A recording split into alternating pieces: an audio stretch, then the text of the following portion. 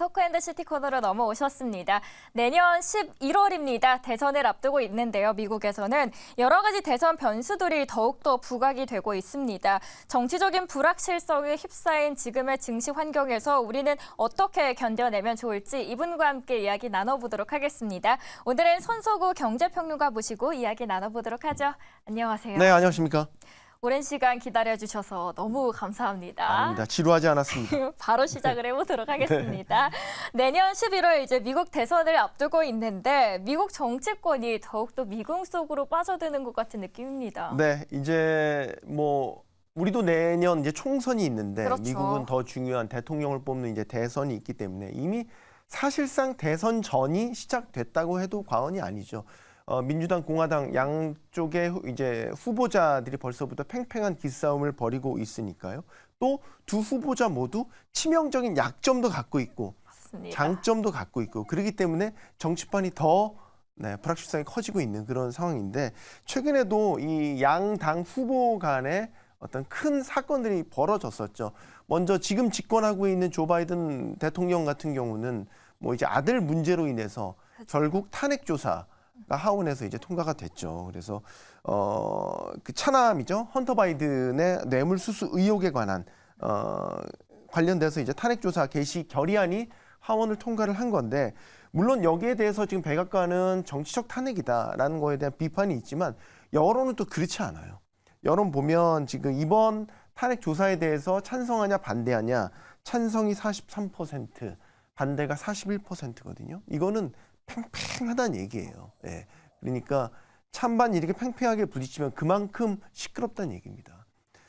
뭐 공화당 후보로 나설 것으로 유력한 도널드 전 트럼프 대통령, 도널드 트럼프 전 대통령 같은 경우는 뭐 계속해서 발목을 잡고 있는 건 사법 리스크잖아요. 지금 91개 혐의로 기소가 돼서 크게 보면 총 4개의 재판이 진행되고 있는데 지금 전현직 미국 대통령 중에서는 최초로 형사 기소가 됐고 최근에 또 귀가 번쩍 뜨일 만한 소식은 콜로라도 그 대법원에서 트럼프 전 대통령의 경선 출마 금지 판결이 내려졌잖아요. 이게 이제 이전에 다른 주에서는 사법부가 그걸 판단할 권리가 없다라고 해서 이제 트럼프 쪽에 유리하게 판결이 났었는데 콜로라도 주에서는 그걸 뒤집어 버렸죠.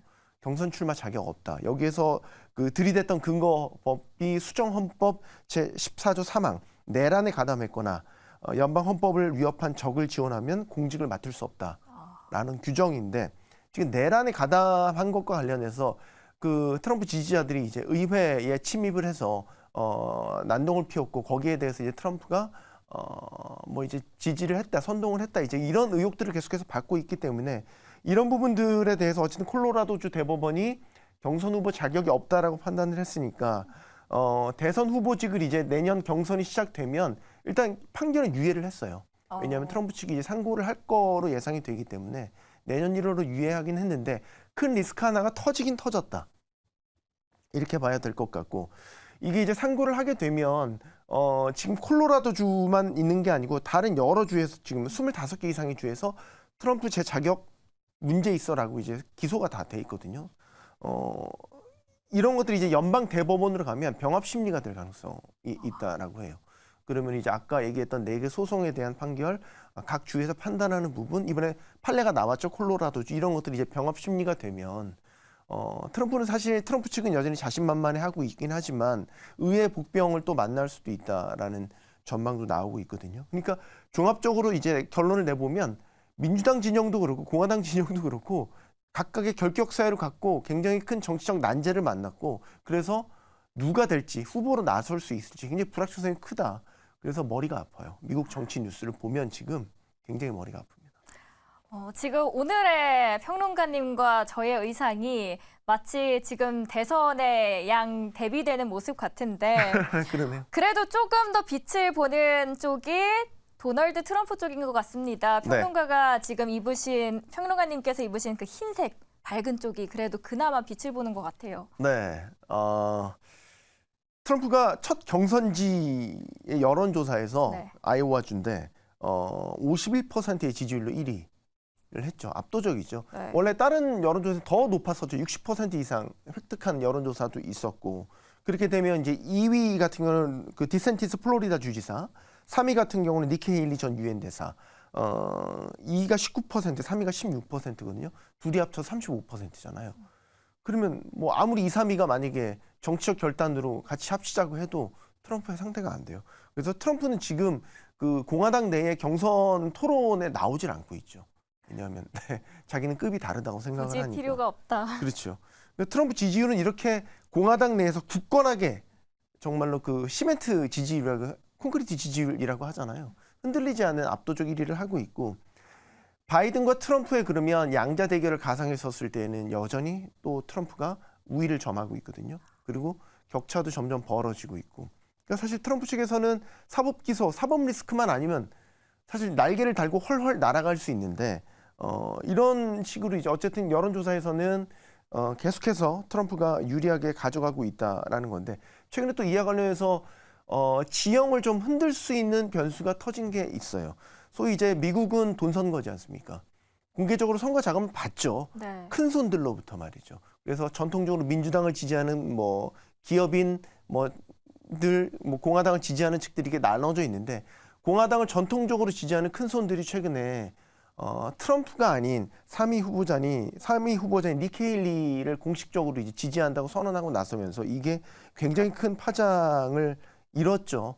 왜냐하면 선거 자금에 따라서 선거 캠페인의 규모나 그 강도가 달라질 수 있기 때문에, 이게 그럼 헤일리가 지금 3위에 머물고 있지만 아주 전격적으로 이 트럼프의 대항마로서 부상을 할 수 있거든요.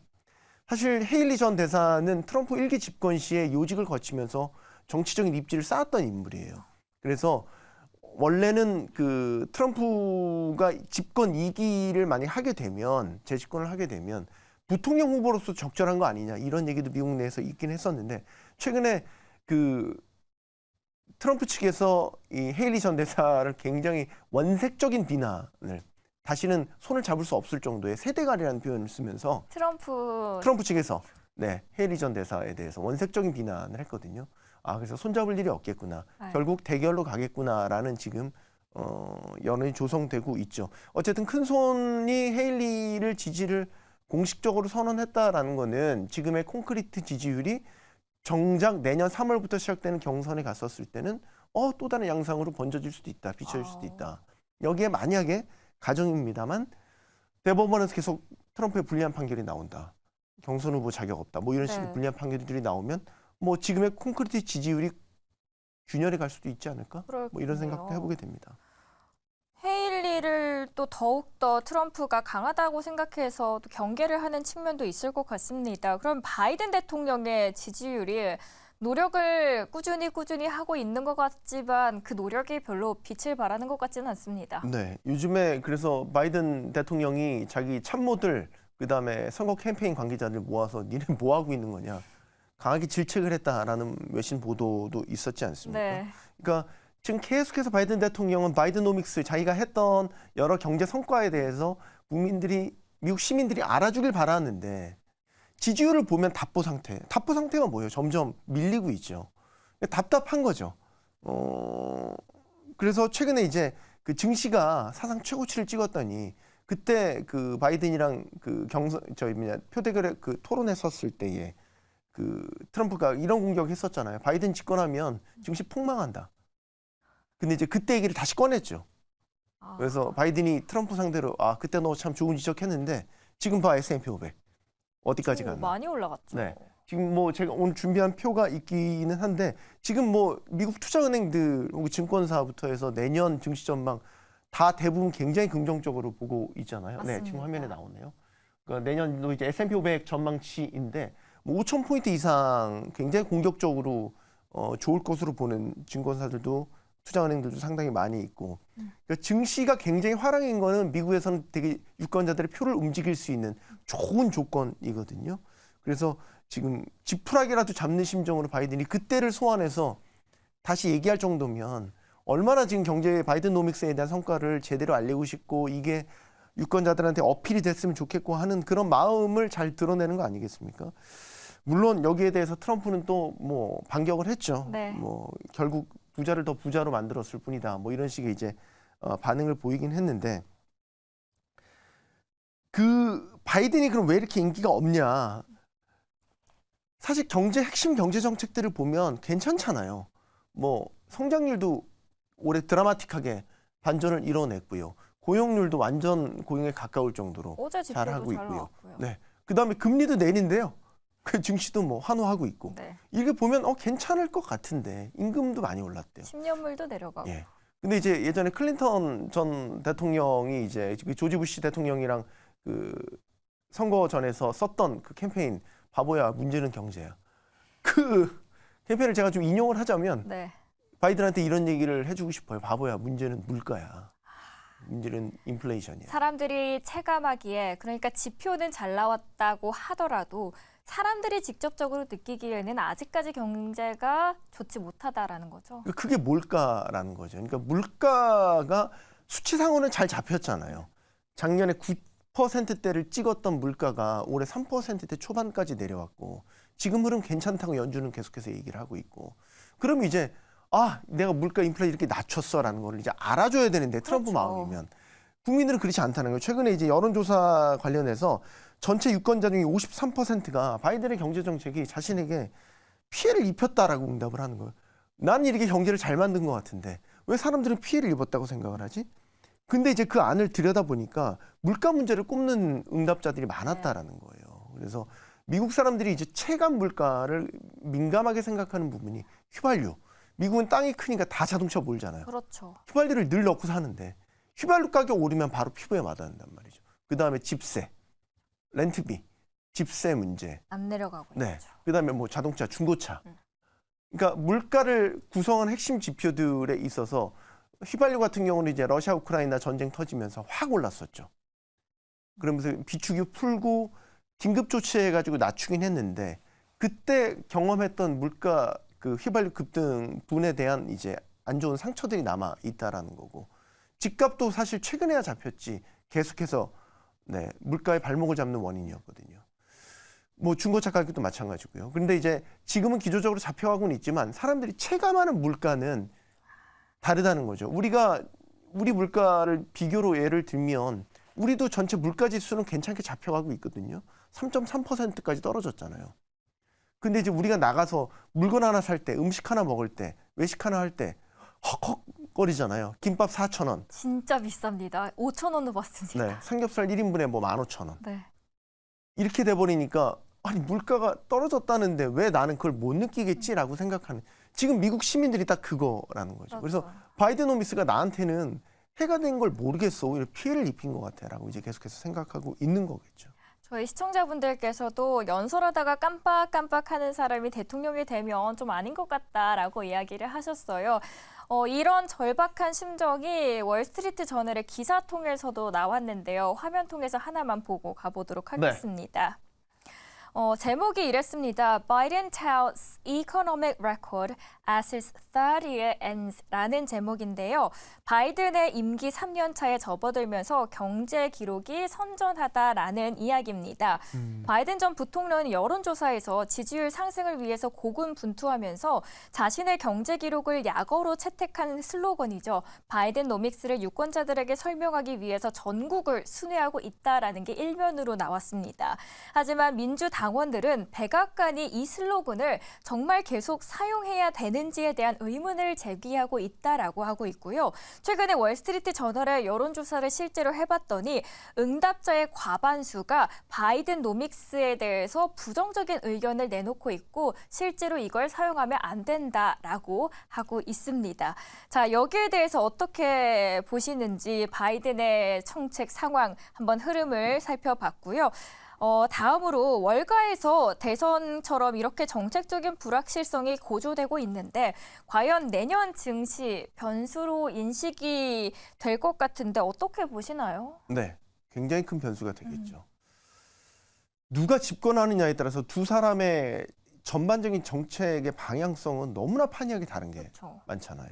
사실상 뭐 중국에 대한 패권 경쟁 그것만 빼고 뭐 다른 부분들에 대해서는 굉장히 판이하게 달라지기 때문에 그러면 증시에서 해석하는 거는 예를 들어서 경제 정책에 있어서 뭐 바이든을 대표한 IRA법이라든지 반도체 칩법이라든지 사실 트럼프는 이미 IRA는 폐기를 공식 선언할 정도로 이제 반감을 내고 있는 그런 상황인 그렇죠. 거고. 그러면 바이든 때 수혜를 받았다고 했던 친환경 산업들, 그린 에너지, 전기차 이런 부분들 다 지금 화들짝 이 프로젝트 진행되고 있는 프로젝트들 다 떨고 있을 거거든요. 정말 많은 분들이 걱정하고 계시죠, 실제로도. 네. 그래서 월가에서는 이미 트럼프가 당선이 될 걸 가정을 해서 수혜주, 피해주 찾기 좀 그런 움직임도 보이고 있고, 그렇기 때문에 지금 누가 집권하느냐는 정말로 증시에 중요하고 이건 비단 미국에만 해당되는 게 아니라 우리 증시에도 해당이 돼요. 그래서 트럼프 집권 시절에 우리가 겪었던 그 정책적인 그 공격적인 정책들, 우리 철강 제품에 대해서 25% 관세 부과했던 거 혹시 기억하시는지 모르겠네요. 기억하죠. 네. 전격적으로 관세 부과했었고 뿐만 아니라 뭐 주한미군과 관련돼서도 방위비 많이 내라. 너 안 그러면 감축한다라는 것도 막 시사하고 뭐 대북 정책에 있어서도 굉장히 기존과 달랐던 막 그 공격적인 정책들이 이제 막 나오면서 사실 막 제일 우려했던 게 어디로 튈지를 모른다라는 거에 대해서 트럼프 정책에 대해서 되게 불효했었잖아요. 그런 네, 부분들이 이제 맞습니다. 증시에 많이 반영이 됐었고 그런 부분들 때문에 이제 내년 증시의 주요 변수로서 대선 결과가 지금 작용을 하고 있다라고 볼 수 있는 거고 그러면 2024년도 승패가 어디서 판가름이 날까? 제가 흥미로운 거를 하나 이제 그죠? 그 레이 페어라는 이제 미국 교수인데 경제 지표를 가지고 그 대선 승리를 예측하는 모델을 가지고 얘기를 했더라고요. 일단 제가 준비한 표를 한번 보시면은 최근에 이제 그 바이든 시절과 트럼프 시절에 대한 주요 경제 지표에 대한 비교치예요.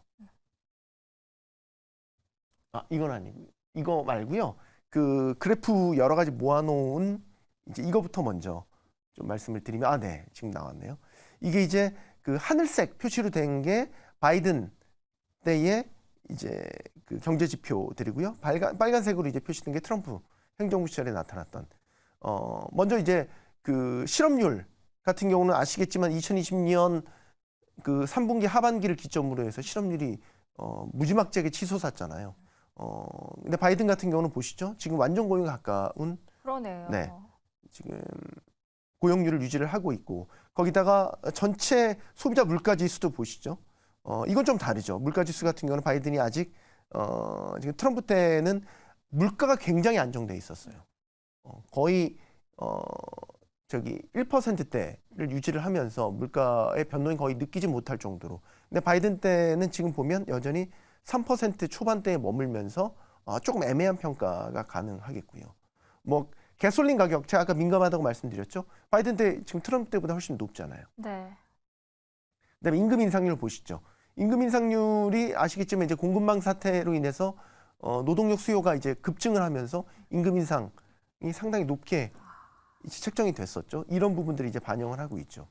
자, 그래서 이런 주요 경제 지표들이 그러면 대선 결과에는 어떻게 예측이 될 것이냐. 제가 또 다른 표를 하나 더 아까 그 대선 승패에 대한 예측 모델을 좀 보여주시면은요. 지금 이런 근거를 가지고 예측 모델을 돌려보면 내년의 경제 물가 상승률이 만약에 내년 2%를 기록을 하게 된다면 그리고 경제 성장률이 4%를 달성하게 된다면 바이든이 승리할 거라고 예측을 할 수 있다는. 오히려. 네. 반대로 물가 상승이 만약에 4, 5% 정도로 다시 오르게 되고 경제 성장률이 2%대로 위축이 된다라고 가정을 해본다면 이건 트럼프가 재집권을 할 거다라는 이제 전망 예측 모델을 돌려봤었을 때에 그런 결과가 나온다라는 거죠. 이 예측 모델이 꽤 승률이 높아요.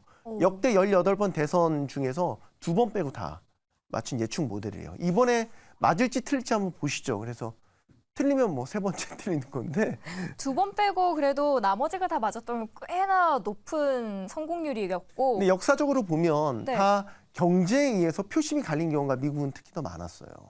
우리나라는 좀 다른 부분이죠. 예. 그때 클린턴 대통령이 이제 조지 부시 대통령 꺾었을 때에도 경제가 사실 전쟁 이후에 경제가 급격하게 추락했던 시기였거든요. 뭐 그런 것들을 보면 내년 대선 판가름도 사실상 경제 성과. 그래서 지금 바이든 행정부가 바이든노미스 경제 성과 제대로 알리려고 그렇죠. 엄청나게 노력하고 있는 그런 상황인 거죠.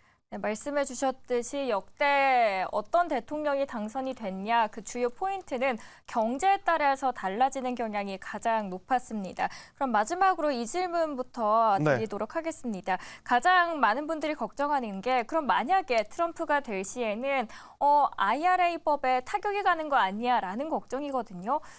정말 IRA법을 트럼프가 없앨지 네. 거기에 대한 의견은 어떤가요? 트럼프가 이제 그 자신의 그 집권 2기의 그 정책 방향을 설명한 어젠다 47이라는 이제 홈페이지에서 밝힌 내용을 보면 폐기를 공식 선언했어요. 폐기를 공식 선언을 했고 그러면 이제 걱정되는 건 우리 배터리 업체들, 전기차 업체들 미국 투자해서 세제 혜택 다 받았고 보조금도 받았는데 그럼 이제 그거 못 받겠네? 뭐 쉽게 얘기해서 이거 걱정하는 거 아니에요. 그렇죠. 근데 이제 반은 걱정하고 반은 걱정을 안 해도 되는 거는 일단은 IRA 법이 상하원을 다 통과하는 과정에서 민주당, 공화당 양당의 포괄적인 지지를 받은 법안이에요. 그리고 이거는 산업계 의견도 폭넓게 수렴된 법안이에요. 이미. 예를 들면 에너지 정책도 기존에 이제 석유 이제 그 원유라든지 석유 중심의 어떤 그런 거기서 벗어나야 된다라는 이제 공통 분모가 형성이 된 거고 그래서 우리가 이 부분에 보조금을 줘서라도 계속해서 뭐 풍력이라든지 태양광, 친환경 에너지를 키워야 된다라는 이제 업계 의견이 형성이 됐고 거기에 지지를 받아서 만들어진 법이거든요. 반도체 칩법은 조금 다르긴 하지만 어쨌든 마찬가지고요. 그렇기 때문에 트럼프가 폐기를 선언했다고 하더라도 쉽지 않을 겁니다. 그리고 법적으로도 이 IRA 법이 통과가 됐는데 이걸 폐기하려면 대체 법안이 있어야 돼요. 대체 법안 하려면 2반부터 하원, 상원 다 통과를 해야 되는데 하원은 뭐 공화당이 잡고 있지만 상원은 민주당이 지금 다수당이거든요. 상원에서 부결될 가능성도 있는 거고요. 또 하나 지금 IRA 수혜가 공화당이 강세인 지역에서도 굉장히 많아요.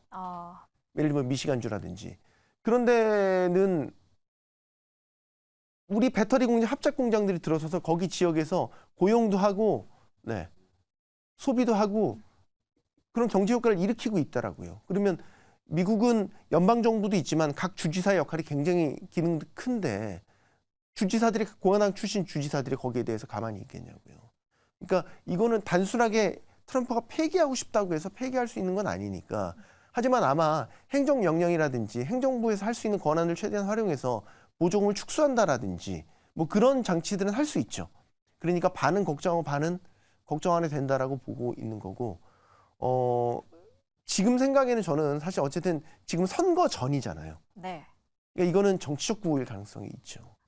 그러니까 바이든을 공격하기 위한 어쨌든 바이든이 최대 경제 성과로 내세우고 있는 게 IRA니까 여기에 대한 어떤 빈틈 허점들을 노린 정치적 구호 전략일 수 있다.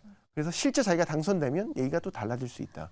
그래서 너무 걱정은 하지 말자. 뭐 이런 말씀을 마지막으로 드리고 싶은데 전 다른 것보다도 마지막 시간이 되는지 모르겠는데 트럼프가 집권에 섰을 때에 이제 우리 증시나 우리 경제 상황이나 경제보다도 저는 이제 정치적 안보적인 측면에서 불확실성이 크다고 봐요. 바이든은 동맹국을 중시했거든요. 그래서 우리 지금 한미일 동맹국 체제도 만들어져 있고 동맹국을 중심으로 한 공급망 재편이라든지 전략 산업에 대한 뭐 공동 투자라든지 이런 공동 이익을 도모하는 방향으로 이제 그 경제 정책 방향을 설정을 했단 말이죠. 근데 트럼프는 동맹국을 중시하지 않아요. 협상도 1대1 협상을 해서 자기 이득을 가져가는 걸 이제 선호하는 편이라고요. 그렇게 되면 우리 지금 한미동맹 관계가 재설정될 수 있단 말이죠. 그렇죠. 그리고 이제 돈 안 되는 건 안 하려고 하는 게 트럼프의 특징이잖아요. 사업가의 경향이 더 크죠. 그렇죠. 그러면 주한미군 같은 경우도 또 감축 얘기 혹은 철수 막 가능성도 시사한다라든지 이런 것들도 위협적으로 나올 수 있거든요. 미국 매체에서 하나 물론 오보로 밝혀졌지만 북핵 용인설도 보도가 된 바가 있어요. 그러니까 북이 핵을 갖는 거에 있어서 사실상 승인을 하겠다.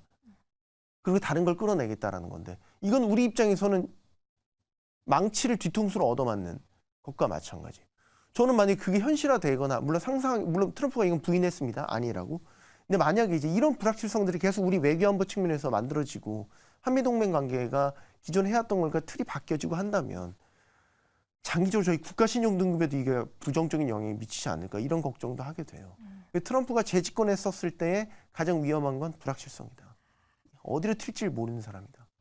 단순히 경제적인 측면만 아니라 정치적인 리스크까지 조금 더 우려를 하면서 생각을 해봐야 될 것 같습니다. 이런 생각하면 안 되는데 그래서 차라리 바이든이 차라리요. 재집권하는 게 낫지 않을까 이런 생각도 들어요. 네. 하지만 뜻대로 되지 않는 물론 정치 선거는, 시장이기 네. 때문에 투표에 의해서 결정이 되겠죠. 그거는 한번 지켜보도록 하죠. 지금까지 함께해 주신 분은 손석우 경제평론가였습니다. 오늘 잘 들었습니다. 고맙습니다.